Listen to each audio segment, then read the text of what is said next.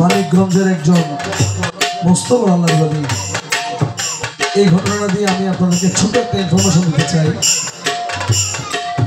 ওনার নাম তুলা চান বললে সবাই চিনে আর কি, ওখানকার পীর সাহেব। ওনার একজন ভক্ত ছিল, ভবা পাগলা নামের একজন ভক্ত। উনি পাগল ছিলেন আর কি, ছাড়া বস্তা টস্তা পেন পড়াশোনা করতো, বস্তা পড়তো। তো আমরা যখন মাইফানা শরীফ বরস হয় সবাই বাসে ভরে ভরে মুরিদানরা চলে যায় না দরবারে, যত দূরের ওই হোক। তো ওই তুলা চান দরবারে যখন ওরস শরীফ হলো, সবাই আশেকানরা মিলে বাসের মধ্যে বাস ঠিক করলো যাওয়ার জন্য। 30টা বস্তা চালের বস্তা টস্তা নিয়ে পীরের বাড়ি যাবে। ওই পাগল এসে হাজির হয়েছে, আপনারা তো সবাই আমার পীরের বাড়ি যাচ্ছেন, আমাকেও যদি একটু নিয়ে যান। বাকি মুরিদরা বলতেছে, কানা ঘোষণা করতেছে যে পাগল ছাগল একে নিলে বিপদে পড়বো, সারাটা রাস্তা জ্বালাবে, একে নেওয়ার দরকার নাই। ওই পাগল পা ধরে জড়ায় কান্না শুরু করে দিচ্ছে যে আমার কাছে টাকা পয়সা নাই, আমাকে একটু নিয়ে যান। তোনারা বললো যে তুমি যদি বস্তাগুলা বাসের উপর উঠাই দিতে পারো তাহলে আমরা তোমাকে নিয়ে যাবো, টাকা লাগবে না। উনি এই 40 কেজি ওজনের বস্তা 15-20টা বস্তা কাঁধে নিয়ে নিয়ে নিয়ে বাসের উপর উঠাই দিলেন। উঠাই দেওয়ার পরে সবাই যখন বাস রেডি, তখন ওই পাগলাকে 20 টাকা দিয়ে বললো একটা পানির বোতল কিনে নিয়ে এসো।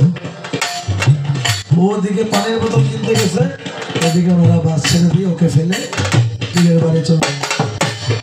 তখন ও পানির বোতল নিয়ে এসে দেখে গাড়ি আর নাই, সে সেখানে ঘোরাঘুরি শুরু করে দিচ্ছে, কান্নাকাটি শুরু করে দিচ্ছে।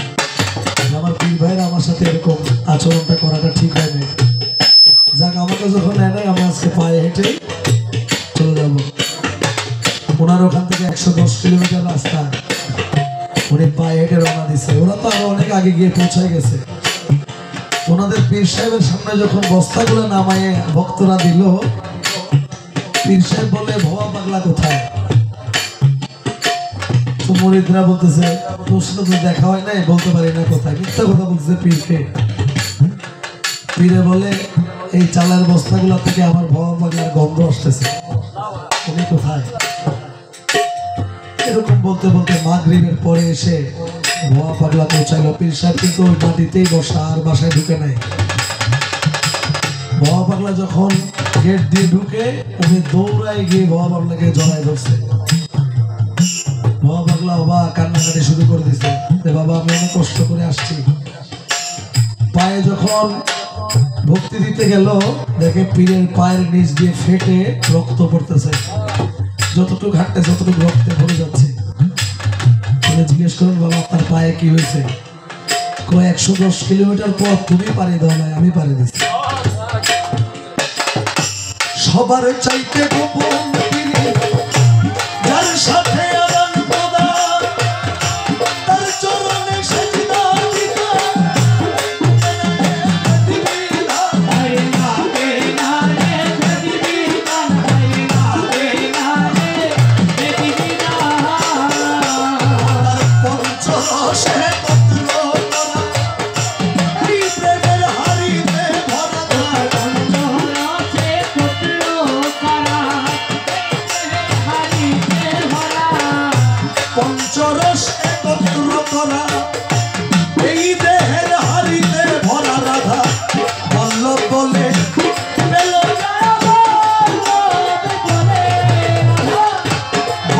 বলে পেল যারা প্রেমের মরা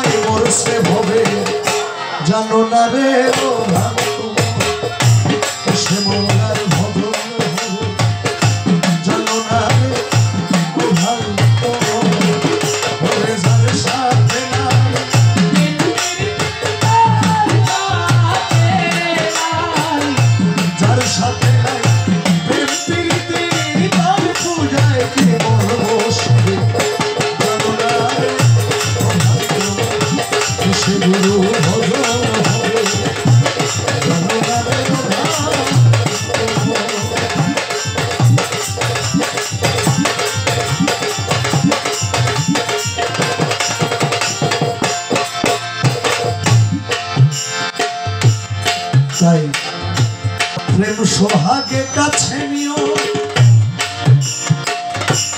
প্রিয়া কিংবা প্রিয়জন প্রাণবল্লভ গোবিন্দ জেনে করো তারে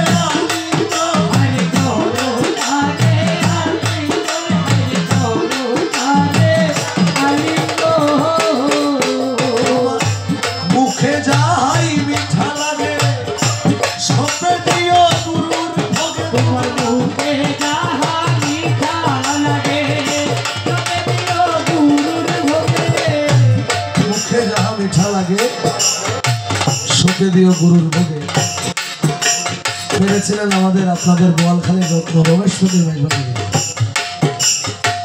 22শে চৈত্র ওনার টাইম হয়ে গেছে উনি সবাইকে ডাকলেন যে কে কোথায় আছো আমার জন্য প্রস্তুতি নাও আমি ঘুরে থেকে চলে যাব আবার 10 মিনিট পরে ডেকে পাঠাইলেন যে শুনো আজকে যাবো না কালকে যাবো আজকে একই দিনে আমার বাবা মার দুনিয়া থেকে গেছে আমি যদি একই দিনেই যাই বিয়ার দেবী হবে কালকে যাবো বাবা মার রোজ 22শে চৈত্র রমেশ শুকের রোজ 23শে চৈত্র বলে বলে দুনিয়া থেকে বিদায় নিয়েছেন কারণ মুখে যাই মিঠা সপে দিও পীরের ভোগে তোমার মুখে যাই মিঠা লাগে সপে দিও পীরের ভোগে পরাণ কান্দে যাহার লেগে পরাণ কান্দে যাহার লেগে তাই ভাবনায় থাকো ডুবে জানো না রে সে মৌলার ভজন হবে জানো না রে ওহান ওরে যার সাথে নাই